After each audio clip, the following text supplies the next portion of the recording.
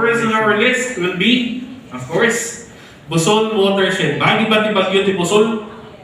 Yes or no? Portion. So half-half sa dati boundaries pa ti Buzol. We have our part in Baguio and we also have part in La Trinidad.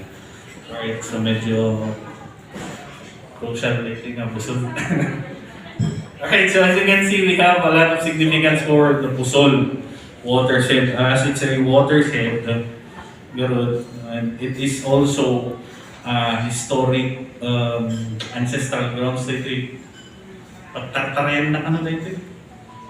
Pag itartarayan dati, tumatarayan dati di gera. Hunada. So, do we take Buzol as a natural heritage or a cultural heritage site or a land formation for Baguio City? Yes or no? How do we rate it? 5 or 1? 5. Alright. Alright, so next on our list is Buyog watershed. So as you can see, malapit nang mawala ang Buyog watershed. Diba Kap? So we are running out of time. So do we put this as 5 as a cultural? Yes or no? 5. Yes, thank you everyone. Alright, and next one will be here on the Gizad-Lukban Valley. Gizad-Lukban Valley. So very historical na naman ang Gizad-Lukban Valley. So this is the site for vast lands of rice ko natin noon. Also dito napatayo ang Easter College or the first boys school in the Cordillera. So dito siya. And it's a vantage point also and many more. So can we consider Gizad-Lukban Valley as a cultural heritage for Baguio City? 5 or 1? 5. Alright, thank you everyone. And we also have Cabinet Hill. Alright, so pwede Cabinet Hill ako. Very historical matang na ito as you can see there. Part A, forest reservation. Of course, socio-economic, it's also a forested area. And as you can see, medyo masapot tayo mag-isave. Tani, mapupukawan ni green. Balbalin yung brown. So, do we consider it? Or are we going to include it as a cultural heritage for Baguio City? Who says it's 5? Alright. Thank you everyone. And last on our list will be Crystal Caves.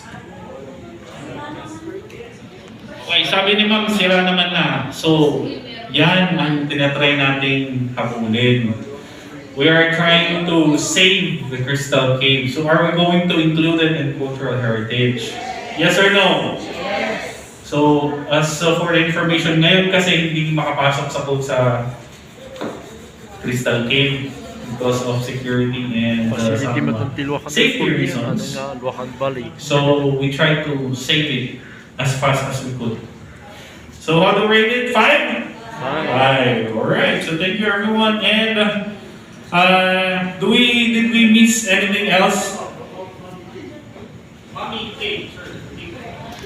Mami Cave is somewhere in the Santa Claus Mountain. Mami Cave. Yes. Sir, baka part na ng yes sir, sa boundaries ata ng Tuba and Baguio, so we did not try to include. Yes ma'am. Sir, how about the Camp 8 reservation?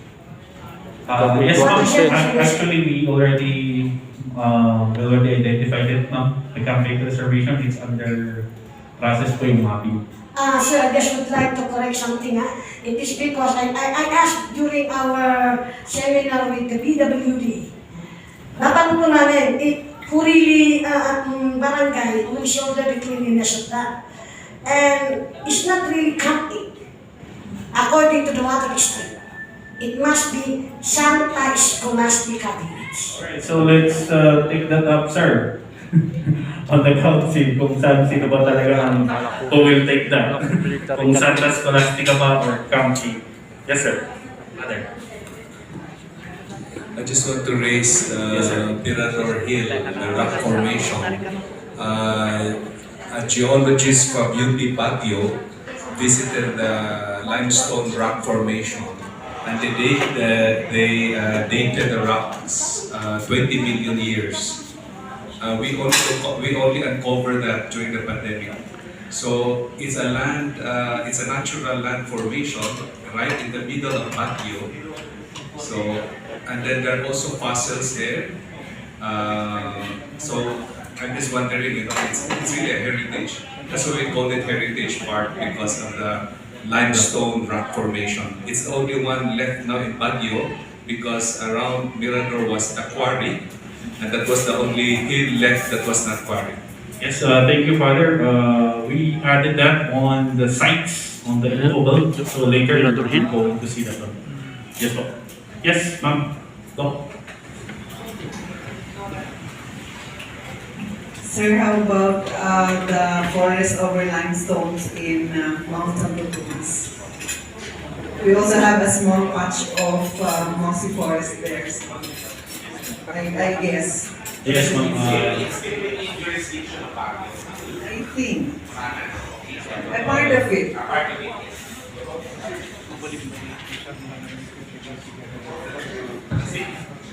The Sinatrin is included in Benguet already, sir. Yes. Yes, any more that we missed? Yes, sir. Newly created Great Kindly Wall. include also the Ibano Heritage Park, because that is being used for our cultural, just for identification. Yes, it's actually included, sir. Well noted. Yes, immovable. Yes, sir. Baka mamaya narinig natin na sabihin na ang daming excuses ng members. Nagka-problema lang talaga because of in terms of time scheduling. Na-construct Plus, of Lion course, niya. we have to give also honorarium for our members. It's not easy. Lion Shed. And there is a cap for the budget. However, maganda na Baguio isa Air, coming Baguio pa in lang from din. you, yung sinasabi ni Father Information Joe ba or din? ni Ma'am Dora, no? Kasi ito yung hinahanap talaga din namin. Yung hindi lang yung dahil popular, kasi yung popular kasi madali na yun, pero yung kailangan for protection. Tiniktikan And ka that din, ba to? means if we will pass it to the council, they can create a resolution or ordinance. That's really the whole idea. Kaya if there are some of your suggestions we need to put it under book 1, please suggest that kamatan tayo. We will try to follow it up para nandun po sa book 1 at least. Kasi baka matagalan pa yung book 2. Kasi this will go into the registry sa national din. So for the record also. Yes, Councilor. Yes, sir. Ano yung pagfulan ng DI? Sir. Pagfulan na day. For late. Okay. Later it will be discussed. Formation, puno na niya. Because there's also Inidig ko na datay. rock formation. Rock formation. So ito yung mga big sites wherein it's heavily farmed, so it's human ano na talaga.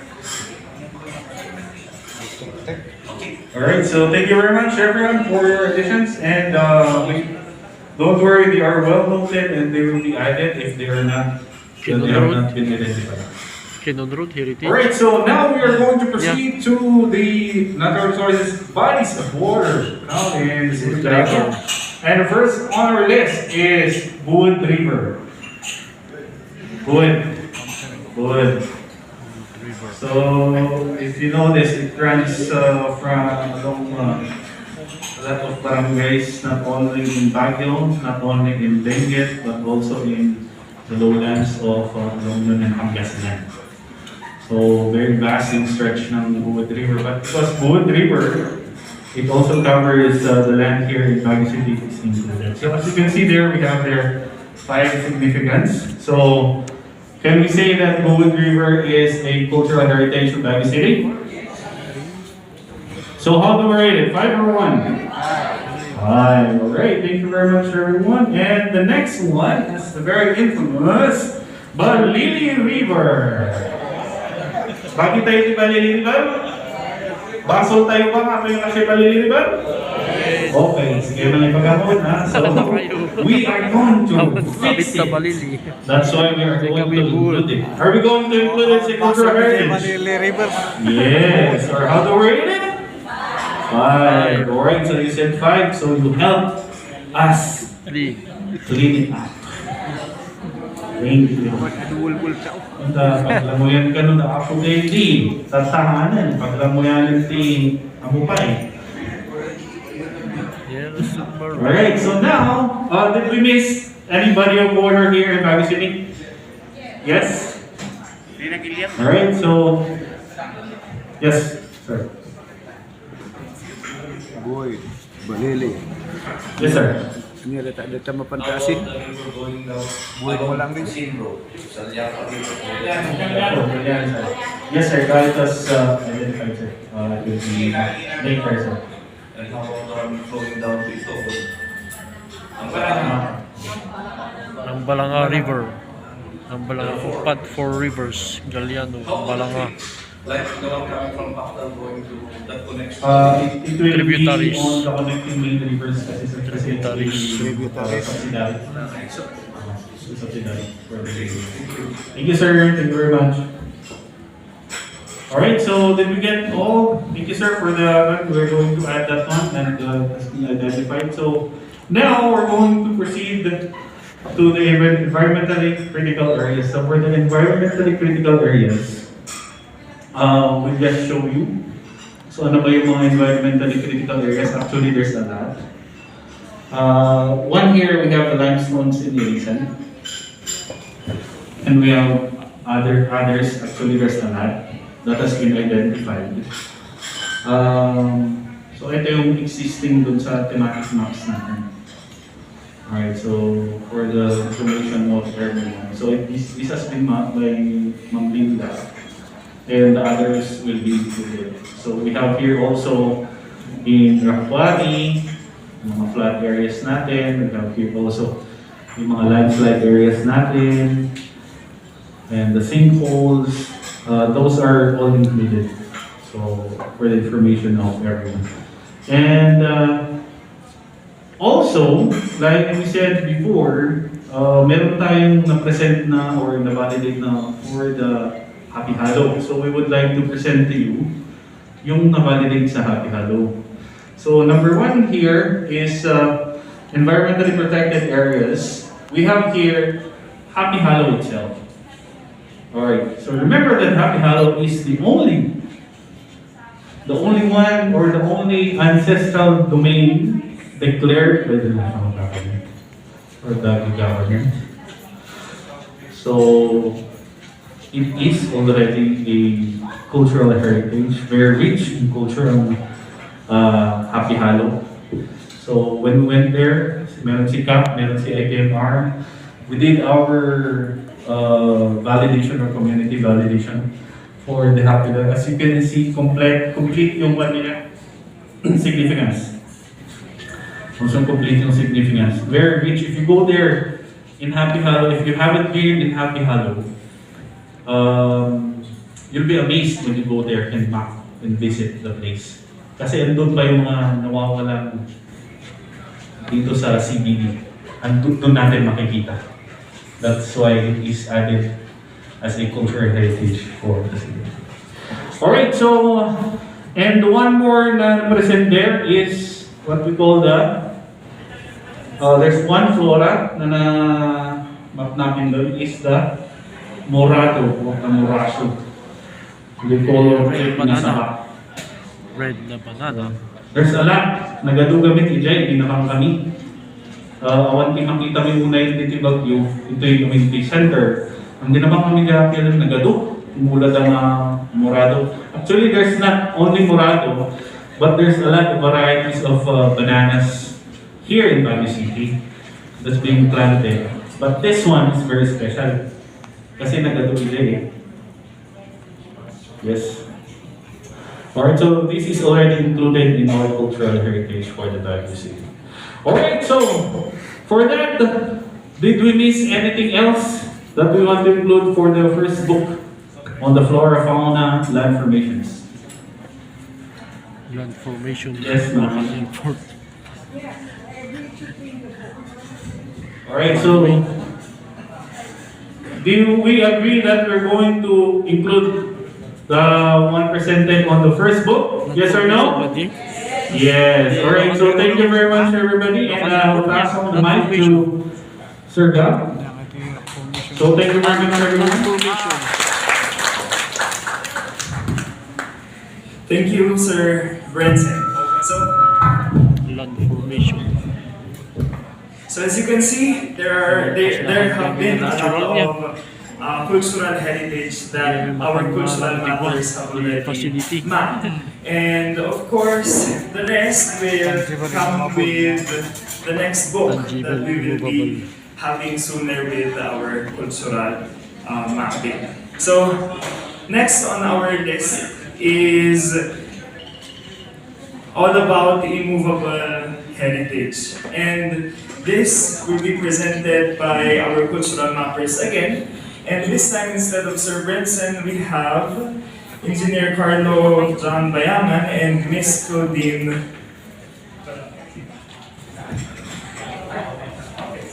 Sorry. So, apologies. Instead of Engineer Carlo and Miss Claudine, the immovable will be presented by our architect at the cultural mapping. We have architect Daniel Ramirez and Miss Sherry Pedro.